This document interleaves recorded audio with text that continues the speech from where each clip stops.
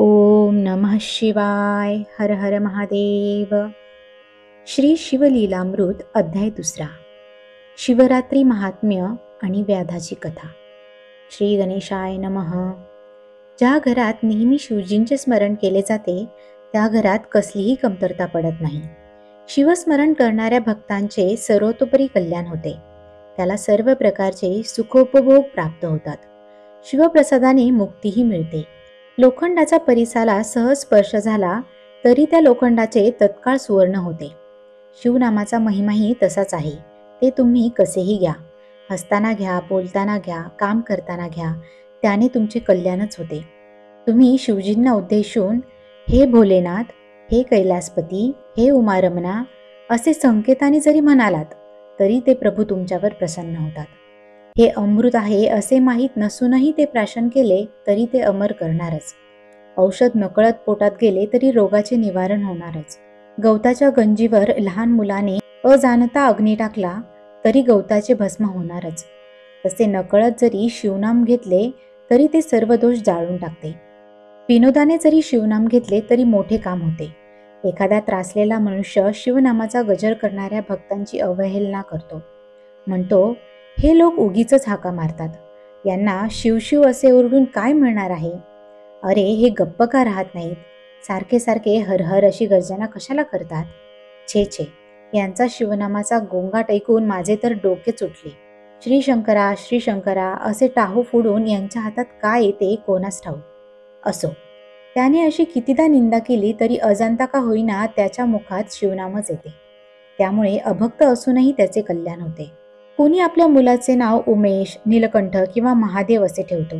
त्या मुलाला हाका मारताना नकळत शिवस्मरणच घडते. त्यानेही ते भोलेनाथ आनंदित होतात, कल्याण करतात. आता नकळत नामस्मरण करणाऱ्यांना इतका पुण्यलाभ होत असेल तर अत्यंत प्रेमाने शिवस्मरण केले, आदराने त्यांचेच ध्यान केले, ब्राह्मणाला शिवस्वरूप मानून भोजन दिले तर केवढा पुण्यलाभ होईल. असो, भगवान शंकरांबद्दल आपल्या मनात असा उत्कट भाव व्हावा, श्रद्धा भक्ती हवी. त्यांच्या आवडीने शिवरात्रीचे उपोषण करावे, जागरण व नामसंकीर्तन करावे. त्या सेवेने महापातके नष्ट होतात. शिवरात्रीला बेलाची पाने वाहून शिवजींचे मनोभावे पूजन केले, त्यांचे दर्शन घेतले, त्यांना वंदन केले तरी हजारो जन्मांतील पापे नष्ट होतात. जो शिवजींना अत्यंतिक प्रेमाने रोज बेल वाहतो त्याच्या एवढा कोणीही पुण्यवंत नाही. शिवकृपेने त्याचा उद्धार होतो यात काहीच नवल नाही. पण त्याची थोरवी इतकी मोठी असते की त्याच्या दर्शनाने अनेकांचा उद्धार होतो. शिवजींचे त्रिकाळ दर्शन घ्यावे. प्रातःकाळी शिवदर्शन घेतले तरी रात्री घडलेले पाप नाहीसे होते. दुपारी दर्शन घेतले तर पूर्वजन्मीचे महादोष नष्ट होतात आणि सायंकाळी प्रेमपूर्वक दर्शन घेतले तर 7 जन्मांच्या पापराशी नाहीशा होतात. शिवरात्रीचा महिमा अपार आहे, अगाध आहे. सहस्र मुखांच्या शेषांनाही तो वर्णन करता येत नाही. कपिला षष्ठी, ग्रहण, संक्रमण म्हणजेच संक्रांत, महोदय म्हणजे माघ किंवा पौष मासात सोमवारी सूर्योदयास अमावस्येचा प्रारंभ, श्रवण नक्षत्राचा मध्य व व्यतिपाताचा अंत असा जो योग त्यास महोदय म्हणतात. अर्धोदय म्हणजे रविवारी सूर्योदयास अमावस्येचा प्रारंभ, श्रवण नक्षत्राचा मध्य व व्यतिपाताचा अंत असा जो योग त्याला अर्धोदय म्हणतात. तसेच गजच्छाया असे सर्व पुण्यपर्व काळ शिवरात्रीवरून ओवाळून टाकावेत. अर्थात शिवरात्रीपेक्षा त्यांचे महात्म्य मोठे नाही. असो, शिवरात्री ही आधीच पवित्र व महान पुण्यपर्वणी आहे. त्या दिवशी त्रिकाळ शिवपूजन, रुद्रघोष, शिवकीर्तन, उपोषण व जागरण केले तर भक्ताला अगणित पुण्य मिळते. वशिष्ठ, विश्वामित्र असे श्रेष्ठ ऋषी, देवगण, गंधर्व, किन्नर, सिद्ध, चारण, विद्याधर असे सर्वच शिवरात्रीचे व्रत करतात. यात सर्वोत्तम पर्वाची महती सांगणारी एक सुरस कथा सुतांनी शौनकादी ऋषींना सांगितली. श्रोते हो, तीच कथा मी तुम्हाला सांगणार आहे. ती सावधपणे व अत्यंत आदराने श्रवण करा. व्यास महर्षींनी माघ मासाचे विशेष महत्त्व सांगितले आहे. याच माघ मासातील कृष्ण चतुर्दशी हीच मुख्य शिवरात्री असून तिला महाशिवरात्र म्हणतात. व्याधाची कथा. सूत म्हणाले, विंध्य पर्वतात एक व्याध म्हणजे पारधी राहत असे. तो अतिशय निर्दयी होता. तो पशुपक्ष्यांची हत्या करायचा. मुक्या जीवांना ठार मारण्याचे असंख्य अपराध त्याने केले होते. एके दिवशी तो धनुष्यबाण घेऊन शिकारीसाठी निघाला. त्याच्या काखेत एक पाश व जाळे होते. मनगटात चांबड्याचे कवच होते आणि हातात बाणाचा भाता व अन्य शस्त्रे होती. अरण्यातून हिंडत असताना त्याला एक शिवालय दिसले. योगायोगाने तो महाशिवरात्रीचा दिवस होता. त्या पर्वकाळी शिवदर्शन घेण्यासाठी चहूकडून भक्तमंडळी येत होती. त्यामुळे त्या परिसरात मोठी यात्राच भरली होती. लोकांनी ते मंदिर खूप सजवले होते. कैलासाप्रमाणे धवल वर्णाचे असे ते शिवालय चांदीसारखे झळकत होते. त्यावर असलेले गगनचुंबी ध्वज डौलाने फडकत होते. त्या शिवालयाच्या गाभाऱ्यात मणिमय शिवलिंग होते. काही भक्त त्याची यथासांग पूजा करत होते. काहींनी अभिषेकासाठी संततधार धरली होती. ब्राह्मण रुद्राध्यायाचा घोष करत होते. कोणी टाळ मृदुंगाच्या साथीने सप्रेम शिवकीर्तन करत होते. ते कीर्तन ऐकणारे श्रोते टाळ्या वाजवत मुखाने हर हर म्हणत होते. भक्तांनी शिवजींना अर्पण केलेल्या सुगंधी द्रव्यांचा परिमळ वातावरणात सर्वत्र पसरला होता. मंदिराच्या सभोवती असंख्य दीप लावलेले होते. शंखनाद घंटनाद होत होते. भेरींच्या निनादाने आकाश दुमदुमत होते. भक्त आनंदाने नानाविध वाद्ये वाजवत होते. ते दृश्य पाहून व्याधाची पावलेही तिथे वळली. तेथील शिवभक्तीचा उल्हास पाहून तो तिथेच थांबला. तो सर्व सोहळा त्याने डोळे भरून पाहिला. त्याला लोकांची गंमत वाटली. चेष्टेने हसत तो स्वतःशीच म्हणाला, लोकांच्या या मूर्खपणाला काय म्हणावे. देवळात आहे तोही दगड आणि बाहेर आहेत तेही दगडच. इथे देवपणा कुठला. हे लोक द्रव्याची व्यर्थ नासाडी करत आहेत. चांगले अन्न खायचे सोडून हे लोक उपोषण का करतात कोण जाणे. मग तो जाण्यासाठी निघाला. लोक म्हणतात म्हणून तोही हर हर महादेव शिव शंभो असे थट्टेने म्हणू लागला. लोकांच्या गर्दीमुळे मंदिराला उजवीकडून वळसा घालून तो घोर अरण्यात प्रवेशला. ती एक प्रदक्षिणा झाली. वनातून हिंडताना एखाद्याने गाणे गुणगुणावे तसा तो व्याध गमतीने शिव शिव हर हर म्हणत होता. अशा तऱ्हेने त्याच्या मुखातून शिवनामाचा जप होऊ लागला. त्या दिवशी रानात खूप भटकंती करूनही त्याला शिकार मिळाली नाही. सूर्यास्त झाला. काळाकुट्ट अंधार पसरला. ब्रह्मांडाच्या करंड्यात काजळ भरावे वा काळ्या गोधडीचा विशाल मंडप उभारावा तसा तो परिसर गडद अंधारून गेला होता. चंद्र नसल्यामुळे ती रात्र एखाद्या विधवेसारखी उदास आणि विषण्ण वाटत होती. सभेतून महापंडित निघून गेल्यावर मागे राहिलेले मूर्ख लोक व्यर्थ वटवट करतात त्याप्रमाणे सूर्यास्त झाल्यावर दूर निस्तेज मिचमिचणाऱ्या चांदण्यांमुळे ती रात्रही त्या सभेसारखी अर्थहीन व काळहीन वाटत होती. अशा त्या अंधाऱ्या रात्री तो व्याध उपाशीपोटी अरण्यात भटकत होता. तेवढ्यात त्याला एक मोठे सरोवर दिसले. एखादे घर सर्व प्रकारच्या समृद्धीने युक्त असावे तसे ते सरोवर कमळ पुष्पांनी शोभून दिसत होते. त्याच्या काठी एक बिल्ववृक्ष होता. योगभ्रष्ट लोक स्वर्गातून भूलोकी जन्म घेण्यासाठी पुन्हा खाली येतात. त्याप्रमाणे त्याच्या फांद्या उंचावरून खाली वाकल्या होत्या. त्यावरून तो व्याध झाडावर चढून बसला. त्याने धनुष्यावर बाण लावला आणि कोणीतरी पशु पाणी पिण्यासाठी तिथे येईल या आशेने वाट पाहत बसला. बराच वेळ गेला तरी सावज दृष्टीस पडला नाही म्हणून तोही कंटाळला होता. त्याने धनुष्यबाण बाजूला ठेवले आणि जवळची बिल्वपत्रे उजव्या हाताने खुडून खाली टाकू लागला. त्या झाडाखाली ब्रह्मदेवांनी स्वहस्ते स्थापन केलेले एक शिवलिंग होते. त्याने खाली टाकलेली बिल्वपत्रे त्यावर पडत होती. हाही योगायोगच. त्यामुळे शिवजी प्रसन्न झाले. जिभेला चाळा म्हणून तो व्याध शिव शिव हर हर म्हणत होता. त्या योगे तो नकळत शिवस्मरणच करत होता. अशा प्रकारे त्याला त्या शिवरात्रीस अनायसे उपोषण घडले, जागरण घडले, पूजन व स्मरणही घडले.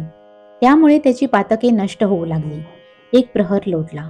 एक हरिणी पाणी पिण्यासाठी त्या सरोवरावर आली. ती गर्भिणी होती. सुंदर व कोमल होती. तिची अंगकांती तेजस्वी होती. तिने दुरूनच त्या व्याधाला पाहिले. तो तिला यमराजांसारखा भयंकर वाटला. तिला पाहून त्याने धनुष्यावर बाण चढवून नेम धरला.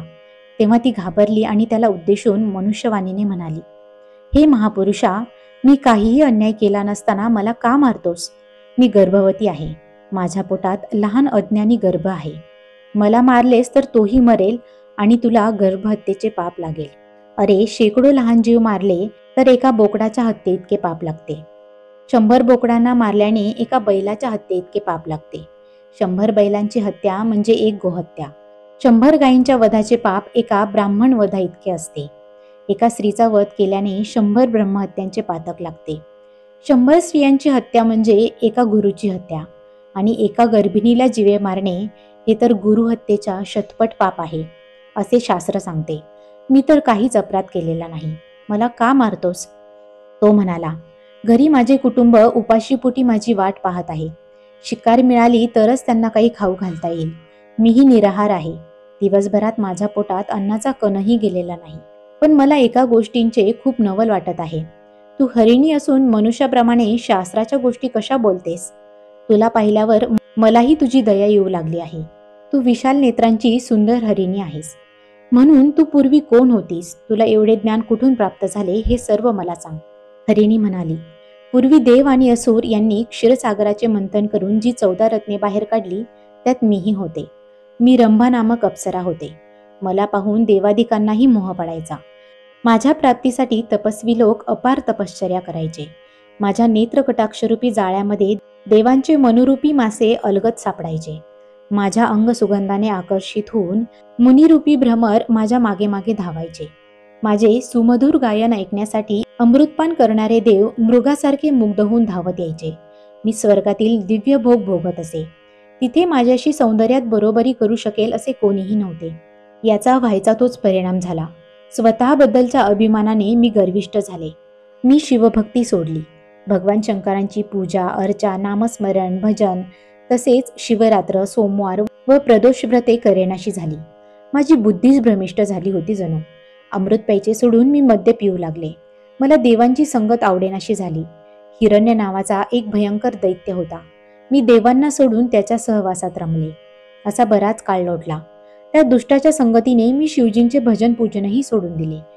एके दिवशी हिरण्य मृगयेसाठी गेला होता. मी घरी एकटीच होते. तेव्हा मला काय वाटले कोण जाणे. कैलासावर जाऊन शिवदर्शन घ्यावे असे मनात आले.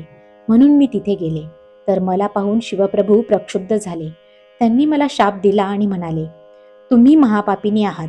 तुमच्या अपराधांना क्षमा नाही. जा, भूलोकी हरिणीच्या जन्मास जा. आत्ताच्या तुमच्या 2 सख्या त्याही तुमच्यासारख्या हरिणी होतील. हिरण्यासूर माझी भक्ती करत नाही. तोही मृगरूपाने तुमच्याबरोबरच राहील. हे व्याधा, ते शापवचन ऐकून मी अतिशय व्यथित झाले. मी शिवजींचे पाय धरले. त्यांच्याकडे क्षमा याचना केली. त्यांची प्रार्थना केली. म्हणाले, हे पंचवदना, हे त्रिनेत्रा, हे सच्चित आनंद स्वरूपा, तुम्ही सर्व कर्मांचे अध्यक्ष आहात, सर्व साक्षी आहात. हे दक्ष यज्ञाचा विध्वंस करणाऱ्या कैलासनाथा, तुम्ही अत्यंत भोळे आहात, दयाळू आहात, समस्त विश्वाचे चक्रवर्ती सम्राट आहात. म्हणून कृपा करून कठोर होऊ नका. आमच्यावर दया करा. आम्हाला उशाप द्या. ती माझी आर्त प्रार्थना ऐकून त्यांना करुणा आली. त्यांनी उशाप दिला. म्हणाले, तुम्ही 12 वर्षे हा शाप भोगाल. त्यानंतर माझ्या पदाला याल. हे व्याधा, शिवशापामुळे आम्हाला या कर्मभूमीत जन्म मिळाला. आता मी गर्भवती असून माझा प्रसूती काळ जवळ आला आहे. म्हणून मी तुला अशी विनंती करते की यावेळी मला मारू नकोस. मी माझ्या जागी जाते. प्रसूत झाल्यावर माझ्या पाडसाला तिथेच ठेवून मी पुन्हा इथे येईल.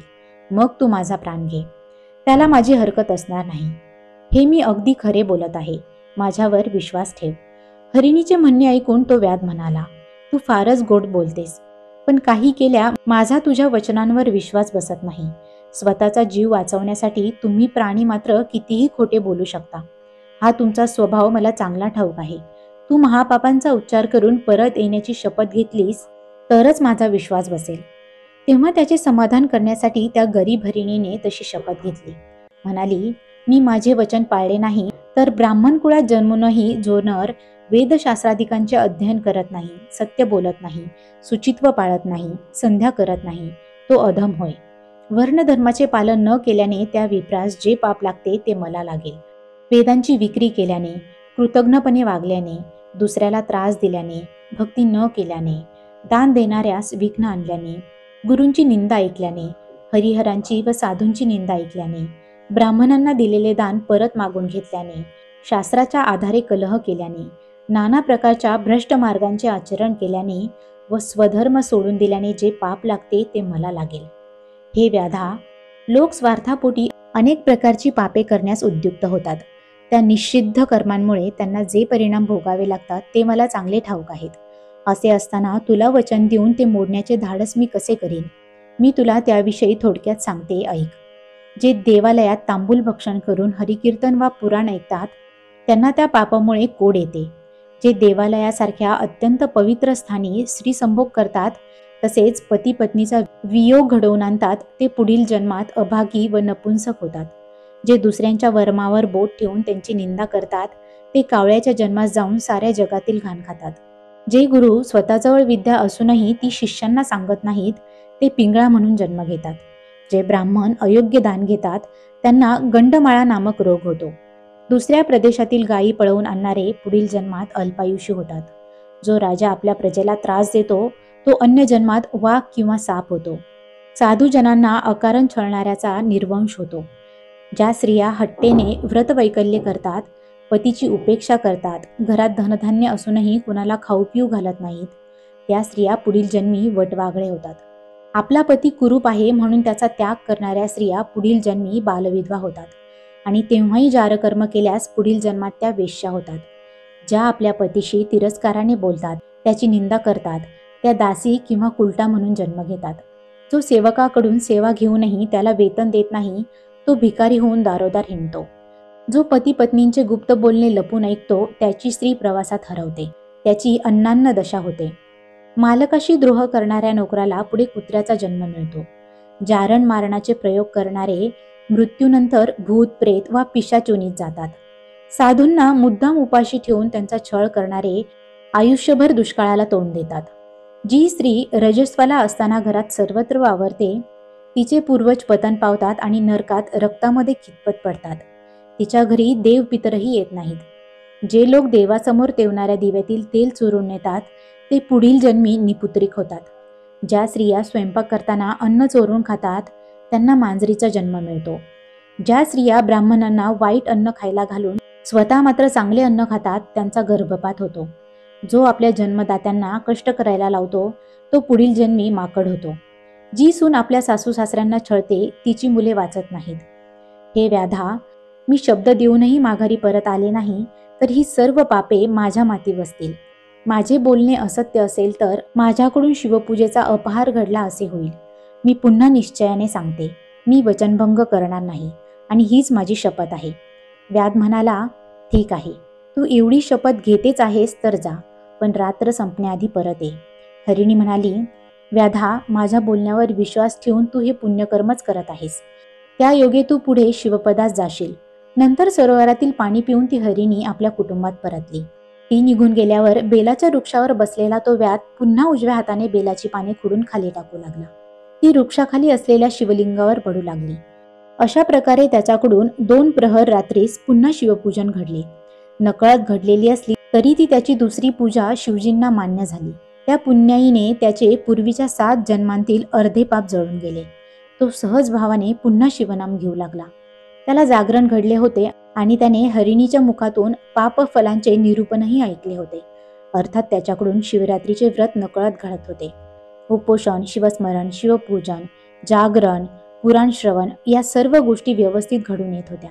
व्याध सावजाची वाट पाहत होता. तेवढ्यात दुसरी हरिणी पाणी पिण्यासाठी त्या सरोवरापाशी आली. तिला खूप तहान लागली होती. तिला पाहताच त्याने धनुष्यबाण सरसावले आणि नेम धरला. तेव्हा ती घाबरली व त्याने जीवनदान द्यावे म्हणून त्याची करुणा भागू लागली. ती म्हणाली, व्याधा, माझ्यावर दया कर. कृपा करून मला मारू नकोस. या समयी पतीचा अंगसंग मिळावा म्हणून मी उत्सुक आहे. त्याला भोगदान देऊन मी लवकरच परत येईन, तेव्हा मला मार, पण आता जाऊ दे. ते ऐकून त्याला मोठे आश्चर्य वाटले. तो म्हणाला, हरिणी, तूही मनुष्यवाणीत बोलतेस, मग तुलाही सर्व शास्त्रे अवगत असणार. धन्य आहे तुमचे जीवन. तू शपथेवर परत येण्याचे वचन देत असशील तर मी तुलाही जाऊ देईल. तिने ते मान्य केले. त्याला परत येण्याचे आश्वासन देताना ती म्हणाली, नेहमीच्या जीवनात लोक अनेक प्रकारची पापे करतात. कोणी विहिरी, तलाव, सरोवरे, देवळे इत्यादी उद्ध्वस्त करतात. कोणी गुरुनिंदा करतात तर कोणी मद्यपान व दुराचार करतात. माझे वचन मी मोडले तर ही सर्व पापे मला लागतील. शिवाय रणांगणातून पळून जाणारा क्षत्रिय, आपली हद्द वाढवून घेऊन दुसऱ्याच्या भूमीवर कब्जा करणारा, महापुरुषांच्या ग्रंथांची निंदा करणारा, संत सज्जनांचा व भक्तांचा द्वेष करणारा, भगवान श्रीकृष्ण व भगवान शंकरांच्या चरित्राची निंदा करणारा, यांची पापेही मला लागतील. इतकेच नव्हे तर घरात धनधान्य असूनही ते पतीला न देणारी, पतीला सोडून दुसऱ्याच्या घरी झोपणारी, अशा स्त्रियांची पापेही मला लागतील. हे व्याधा, लोकांना त्यांच्या कुकर्मांमुळे काय भोगावे लागते हे माहीत असूनही मी दिलेले वचन मोडीन हे कदापि शक्य नाही. आता केलेल्या पापांची लोकांना काय फळे मिळतात त्याविषयी सांगते, ऐक. आपला सन्मार्गत मुलगा वसून यांना अकारण छळणारे मातापिता पुढील जन्मात कुरूप होतात. त्यांची अन्नान्न दशा होते. दारोदार हिंडूनही त्यांना भिक्षा मिळत नाही. जे भाऊ एकमेकांशी वैरभावाने वागतात त्यांना मत्स्य जन्म मिळतो. जे गुरूंचे दोष पाहतात त्यांची संपत्ती जळून जाते. जे वाट सरूंची वस्त्रे चोरून नेतात ते अतिशय हीन परिस्थितीत जन्मतात. त्यांना प्रेतावरील वस्त्रे वापरावी लागतात. जे आपण तपस्वी असल्याचे सांगून अत्याचार करतात ते सुरवंट होतात. जी दासी धन्याची सेवा करत नाही ती मगर होते. जो पैसे घेऊन कन्येचा विक्रय करतो तो हिंस्र श्वापदाच्या जन्मास जातो. जो पती मनोभावे सेवा करणाऱ्या आपल्या पत्नीला अकारण त्रास देतो त्याच्या कुटुंबात फूट पडते. ही तेढ अनेक जन्म घेतले तरी सुटत नाही. जे ब्राह्मण रस विकतात ते स्वतः आणि त्यांच्याकडून रस विकत घेणारे दोघेही दोषी असतात. ते मद्यपी होतात. जे ब्राह्मणांचा अपमान करतात ते ब्रह्मराक्षस होतात. जो उपकारकर्त्याला विसरतो तो कृमियोनीत जन्म घेतो. श्राद्धान्न भोजन केल्यावर स्त्रीसंभोग करतो त्याला कुत्र्याचा किंवा डुकराचा जन्म मिळतो. जो मनुष्य सर्वांसमक्ष खोटी साक्ष देतो त्याचे पूर्वज त्याच क्षणी नरकात पडतात. जो 2 स्त्रियांशी लग्न करून त्यांतील एकीचेच मन राखतो तो कुत्र्याच्या अंगावरील गोचिड होतो. जो दुसऱ्यांच्या पाण्याचा पुरवठा अडवतो त्याला पुढील जन्मात मलमूत्र अवरोध होतो. जो साधूची निंदा करतो त्याचे दात पडतात. जो देवळात जेवतो तो पुढील जन्मात अशक्त व दुर्बल होतो. जो राजाची निंदा करतो त्याची भूक मंदावते व पचनक्रिया बिघडते. जो ग्रहण काळात भोजन करतो त्याला असाध्य पित्तरोग होतो. जो दुसऱ्याची मुले परदेशात विकतो तो पुढील जन्मात कुष्ठरोगी होतो. जी स्त्री गर्भपात करते ती पुढील जन्मात वांझ होते. जो देऊळ पाडतो त्याचे अवयव मोडून त्याला अपंगत्व येते. जो अपराध नसताना स्त्रीला शिक्षा करतो त्याला अर्धांगवायू होतो. जो दुष्ट बुद्धीने ब्राह्मणांचे अन्न पळवतो त्याचा वंश वाढत नाही. जो गुरु, संत, माता व पिता यांची निंदा करतो त्याच्या वाणीत दोष निर्माण होऊन तो तोत्रा बनतो. जो ब्राह्मणांना दंडुक्याने मारतो त्याला व्याधी होऊन अंगातून कळा येतात. जो संतांशी वादविवाद करतो त्याला पुढील जन्मात मोठे दात येतात. जो देवळासमोरचे पिंपळ आदी वृक्ष तोडतो तो पांगळा होतो. त्याची अन्नान्न दशा होते. त्याला दारोदार हिंडूनही भिक्षा मिळत नाही. जो सूतक असलेल्या घरचे अन्न खातो त्याच्या उदरात अनेक प्रकारचे रोग होतात. जो सुगंधी द्रव्यांचा एकटाच उपभोग घेतो पण दुसऱ्याला जराही देत नाही त्याच्या अंगाला पुढील जन्मात दुर्गंधी येते. जो ब्राह्मणाकडून घेतलेले कर्ज फेडत नाही त्याचा पिता पुढील जन्मात लवकर मरण पावतो. जो पानवठ्याजवळ असलेली झाडे तोडून सावली नष्ट करतो त्याला कुठेही जागा मिळत नाही. जो मनुष्य ब्राह्मणाला आशा लावतो पण त्याला दान देत नाही तो पुढील जन्मात अन्नासाठी दारोदार हिंडतो. जो स्वतःच्या मुलाचा द्वेष करतो, गरिबाचे लग्न मोडतो त्याच्या पत्नीच्या पोटात दोष निर्माण होऊन ती वंध्या होते. जो ब्राह्मणांना जबरदस्तीने बंदिस्त टाकतो त्याला यमराज नरकात टाकतात व सांडसाने मारतात. जो पवित्र ग्रंथांचे श्रवण करत नाही तो जन्मोजन्मी बहिरा होतो. जो आपल्या मात्या पित्याला त्रास देतो त्याने ठरवलेले कोणतेही कार्य सिद्धीत जात नाही. जो एकाच देवाची भक्ती करतो व अन्य सर्व देवांची निंदा करतो त्याला पुढील जन्मी एकच संतती होते. जो गायीचा वध करतो त्या दुरात्म्याला पुढील जन्मी भांडखोर पत्नी मिळते. जो बैलाची हत्या करतो त्याला महामूर्ख संतती होते. जो पशूंना चारा पाणी न देता उपाशी मारतो त्याला पुढील जन्मात मुकी मुले होतात. जो दुसऱ्याच्या पतिव्रता पत्नीची अभिलाषा धरतो तिला भोगू इच्छितो त्याला अन्य जन्मात कुरूप व भांडखोर पत्नी मिळते. जो अनेक जीवांची हत्या करतो त्याला अपस्मार रोग होतो. जो गुरूंचा त्याग करतो तो दुष्ट मनुष्य अन्य जन्मी जन्मतःच मरण पावतो. जो मनुष्य रोज किंवा रविवारी सूर्याकडे तोंड करून मूत्र विसर्जन करतो त्याचे पुढील जन्मात लहानपणीच दात पडतात व अकाली केस पिकतात. जो मनुष्य पुत्रशोक करणाऱ्याला हसतो तो निपुत्रिक होतो.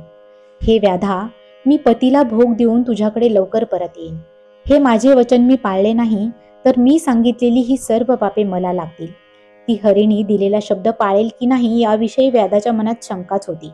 तरीही त्याने तिला जाऊ दिले. तो तिला म्हणाला, हरिणी, तुझे ज्ञान खरोखरच विलक्षण आहे. तू आपल्या घरी जाऊन लवकर परत ये. मला दिलेले वचन पाळ. तेव्हा ती पाणी पिऊन निघून गेली. ती हरिणी निघून गेल्यावर तो व्याध पुन्हा शिवनाम घेऊ लागला. सावधपणे सावजाची वाट पाहू लागला आणि हाताला चाळा म्हणून बिल्वपत्रे खुडून खाली टाकू लागला. तेवढ्यात एक तहानलेला मृग पाणी पिण्यासाठी त्या सरोवरापाशी आला. तेव्हा बरी शिकार सापडली असे म्हणून त्याने धनुष्याला बाण लावून नेम धरला. आता तो लक्ष साधणार तोच तो हरीण दीनवदन होऊन मनुष्यवाणीने बोलू लागला. म्हणाला, हे व्याधा, तू मला आता मारू नकोस. माझ्या स्त्रिया पतिव्रता आहेत. त्यांचे माझ्यावर प्रेम आहे. माझ्या मरणाने त्यांना खूप दुःख होईल. म्हणून मी घरी जाऊन त्यांचे सांत्वन करून येतो. त्यांचा अखेरचा निरोप घेऊन येतो. व्याध म्हणाला, तुझ्या बोलण्यावर मी कसा विश्वास ठेवू? तो म्हणाला, मी तुला परत इथे येण्याचे प्रतिज्ञापूर्वक वचन देतो. दिलेला शब्द मी कधीही मोडणार नाही, ही माझी शपथ आहे. हे व्याधा, जो मनुष्य भगवत भक्त आनंदाने हरिकीर्तन करत असताना त्यात विघ्न आणून रंगांचा बेरंग करतो, त्याचा निर्वंश होतो. जो मनुष्य अधिकार नसताना वेदोक्त ब्रह्मकर्म करतो, तो परधर्मांचे आचरण केले म्हणून नरकात पडतो. जो तीर्थयात्रेत विघ्न आणतो, वाटसरूंना लुटतो, त्यांचे द्रव्य वस्त्रे चोरतो, त्याच्या सर्वांगावर फोड उठतात.